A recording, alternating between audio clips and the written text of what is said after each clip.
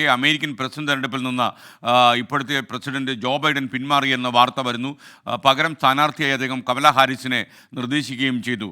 Democratic പാർട്ടിയിലെ എതിർപ്പ് ശക്തമായതോടെയാണ് ജോ ബൈഡൻ്റെ തീരുമാനം. മധു കൊട്ടാരക്കര വിശദാംശങ്ങളുമായി ചേരുന്നു. മധു, ഗുഡ് മോർണിംഗ്. യഥാർത്ഥത്തിൽ സ്വന്തം പാർട്ടിയിൽ നിന്ന് തന്നെ പാർട്ടിക്കാർ തന്നെ എതിർത്തു എന്നുള്ളതാണ് അദ്ദേഹത്തിന് വലിയ ക്ഷീണമായത്. ഡെമോക്രാറ്റിക് പാർട്ടിക്കാർക്ക് തന്നെ അദ്ദേഹത്തിൻ്റെ പ്രസിഡൻഷ്യൽ കാൻഡിഡേച്ചറിൽ ഒരു കോൺഫിഡൻസ് ഇല്ലാത്ത പോലെ തോന്നി. എന്താണ് വിവരങ്ങൾ?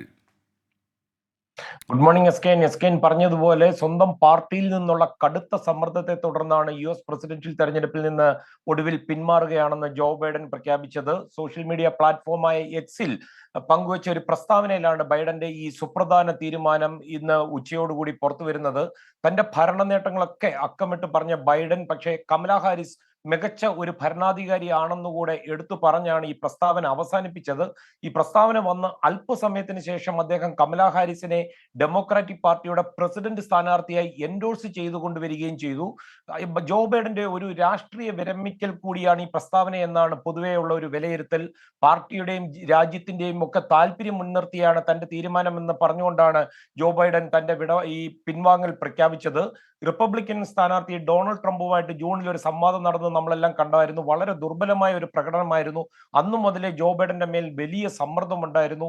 കഴിഞ്ഞ 3 ആഴ്ചയായി കൂടുതൽ സമ്മർദ്ദം ജോ ബൈഡന്റെ മേൽ ബറാക് ഒബാമയും നാൻസി പെലോസ്കിയും മൂലം ഈ ഉയർന്ന നേതാക്കൾ ചെലുത്തിയിരുന്നു. പ്രായത്തിന് മൂലമുള്ള പ്രശ്നങ്ങൾ, അതുപോലെ ഓർമ്മക്കുറവും ഒക്കെ ബൈഡൻ അടുത്ത കാലത്തായി വലിയ പ്രശ്നങ്ങളായിരുന്നു. ബൈഡനിൽ ഏറെ സ്വാധീനമുണ്ടായിരുന്നു നാൻസി പെലോസിയും ബറാക് ഒബാമയും.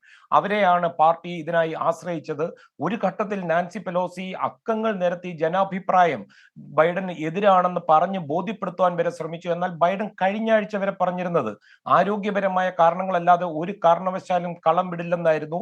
കമലാ ഹാരിസിന് പിന്തുണയുമായി ഇപ്പോൾ ബിൽ ക്ലിന്റനും ഹില്ലരി ക്ലിന്റനും വന്നിട്ടുണ്ട്. എന്നാൽ ബറാക് ഒബാമ ഇതുവരെയും അങ്ങനെ ഒരു എൻഡോഴ്സ്മെന്റ് നടത്തിയിട്ടില്ല. ജോ ബൈഡന്റെ ഈ അംഗീകാരം ലഭിച്ചതൊക്കെ വലിയൊരു ബഹുമതിയാണെന്നാണ് കമലാ ഹാരിസ് ഇതിനോട് പ്രതികരിച്ചിരിക്കുന്നത്. ഈ രാജ്യം മുഴുവൻ കഴിഞ്ഞ 1 വർഷമായി സഞ്ചരിച്ചുകൊണ്ടിരിക്കുകയാണ്. ഈ സുപ്രധാന തെരഞ്ഞെടുപ്പിലെ വിഷയങ്ങളെ കുറിച്ചൊക്കെ അമേരിക്കക്കാരുമായിട്ടൊക്കെ ഒരുപാട് സംസാരിച്ചു. ഡൊണാൾഡ് ട്രംപിനെയും അദ്ദേഹത്തിന്റെ അജണ്ടയും ഒക്കെ പരാജയപ്പെടുത്തുവാൻ സാധിക്കുമെന്നാണ് കമലാ ഹാരിസിന്റെ ഉറച്ച വിശ്വാസം. തെരഞ്ഞെടുപ്പിന് മുമ്പ് ഇനിയും 107 ദിവസമുണ്ടെന്നുള്ള ആത്മവിശ്വാസവും കമലാ ഹാരിസ് വെക്കുന്നുണ്ട്. ഡൊണാൾഡ് ട്രംപിന്റെ പ്രതികരണം വന്നിട്ടുണ്ട്. ഒരിക്കലും പ്രസിഡന്റ് ആകുവാൻ ഒരു യോഗ്യതയും ജോ ബൈഡന് ഇല്ല എന്നാണ് ഡൊണാൾഡ് ട്രംപ് പറഞ്ഞിരിക്കുന്നത്. ഓഗസ്റ്റ് 19 ഈ ഷിക്കാഗോയിലെ ഡെമോക്രാറ്റിക് കൺവെൻഷൻ. അത് ഏറെ നിർണായകമാണ്. കമലാ ഹാരിസ് നമുക്കെല്ലാം അറിയാം, തമിഴ്നാട്ടിൽ നിന്നുള്ള ശ്യാമള ഗോപാലിന്റെ മകളാണ് കമലാ ഹാരിസ്. എന്നാൽ ഏറെ പണിയെടുക്കേണ്ടി വരും. കാര്യം കുറെ കാലിഫോർണിയ ഗവർണർ ഉൾപ്പെടെയുള്ളവർക്ക് സാധ്യത കൽപ്പിക്കുകയും ചെയ്യുന്നുണ്ട്. 3949 ഡെലിഗേറ്റ്സ് ഉള്ളപ്പോൾ അതിൽ ഈ വലിയ നേതാക്കളുടെ ഒരു 750 സൂപ്പർ ഡെലിഗേറ്റ്സ് ഉണ്ട്. ഇവരുടെ എല്ലാവരുടെയും കൂടെ ഒരു തീരുമാനമായിരിക്കും പുതിയ ഡെമോക്രാറ്റിക് സ്ഥാനാർത്ഥി ആരാണെന്ന് അറിയുവാൻ. SK.